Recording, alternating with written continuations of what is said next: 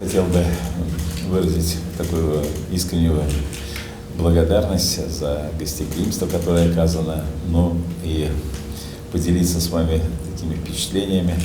Для меня Рязань – это особое место. В силу того, что это была родина моего духовного отца, без которого, наверное, бы не состоялся патриарх Кирилл. Потому что владыка Никодим, который родился в Рязани, воспитался в Рязани и всегда очень с особым чувством относился к этому городу. И я, когда еще был его личным секретарем, неоднократно сопровождал его во время посещения Рязани. Останавливались здесь где-то в такой скромной квартирке, где жила его родная сестра. Для него это было действительно родное место, где он сформировался как личность. И, в общем-то, во многом именно Рязанская земля, я думаю, и предопределила его жизненную траекторию с культурной, с духовной точки зрения. Поэтому вот эти личные воспоминания у меня всегда связаны с этим замечательным городом. Я радуюсь возможности посетить и помолиться, как сегодня имело место. Но и хотел бы в вашем лице, конечно, еще раз выразить вот это глубокое уважение и любовь к этому месту. И, конечно, пожелать вам, а в вашем лице и всем рязанцам восхождение от силы к силе.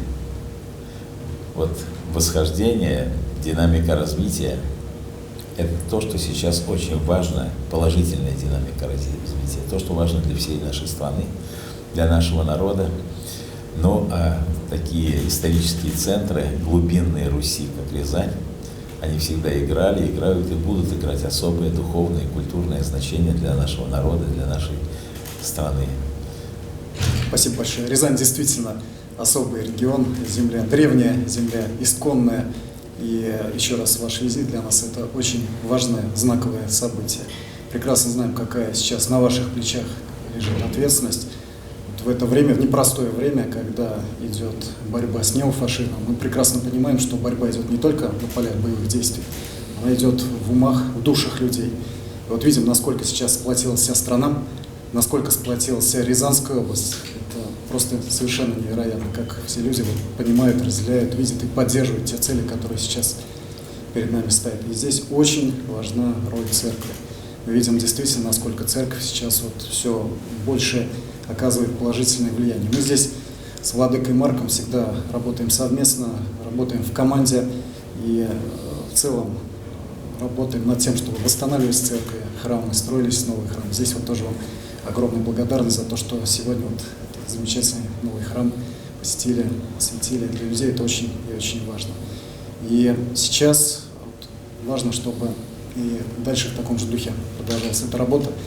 Понимаем, какая на нас ответственность, тем более наш президент не зря же сказал, что Рязань – это сердце России. Понимаем ответственность, работаем вместе и уверен, что будем дальше также двигаться с вашей помощью, поддержкой. Еще раз, это очень серьезный стимул для того, чтобы дальше ставить для себя, для нас всех новые задачи, новые цели и обязательно их достигать. Огромная благодарность. Благодарю вас. Я радуюсь тому, что владыка Марк здесь, он был моим ближайшим помощником в очень непростые годы, когда я возглавлял отдел внешнецерковных связей. Владыка получил очень хорошую подготовку, не только с точки зрения образования, но и он очень хорошую подготовку в области внешнецерковных связей. Приобрел очень большой опыт. Поэтому радуюсь, что владыка здесь. Но дай Бог, чтобы сейчас развивался духовный, я в этом не сомневаюсь, потенциал Рязани и экономический потенциал, возрастало благополучие людей, несмотря на то, что страна переживает не самые легкие времена. Это очень важно, чтобы мы во всех отношениях были сильнее тех, кто сегодня посягает на Русь. Это очень важно. Я не касаюсь военной составляющей, я знаю, как замечательно сегодня развиваются вооруженные силы, и здесь тоже такой очень важный центр ВДВ. Знаю, сколько внимания и сил наш президент прилагает к тому, чтобы обороноспособность была на соответствующем уровне, чтобы развивалась экономика. Но я, как патриарх, конечно, в первую очередь уделяю внимание духовной составляющей, духовной силе народа, потому что в конце концов побеждает не тот, у кого мышцы крепкие, а побеждает тот, у кого сильный дух. И вот на примере нашего Отечества это же совершенно очевидно. Но разве можно было сравнить Советский Союз с Германией? По экономическому уровню, по военному, по стратегическому, по уровню подготовки военачальников, по всему невозможно. Подмяли под себя всю Европу. И что?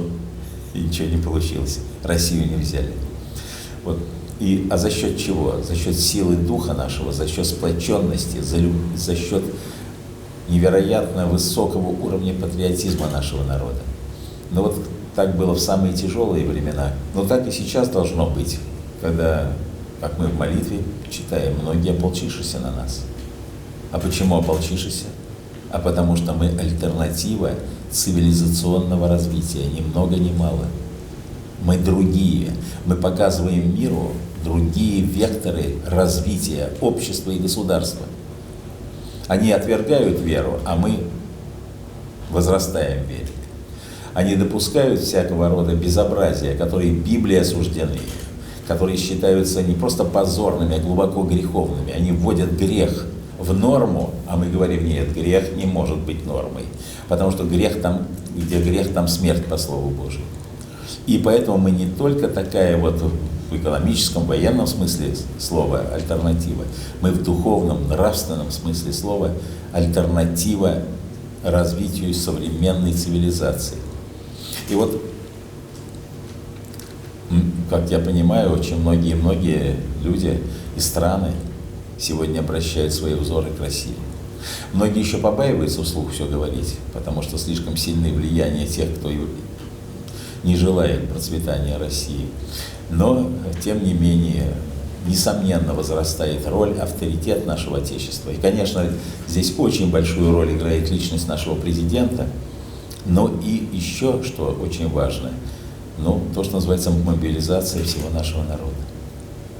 Вот все те, кто мечтал и думал, что развалим изнутри, убеждаются в том, что совершить этого невозможно. Но Рязань, еще раз хочу сказать, это такой исторический оплот нашего Отечества, исконно русская земля.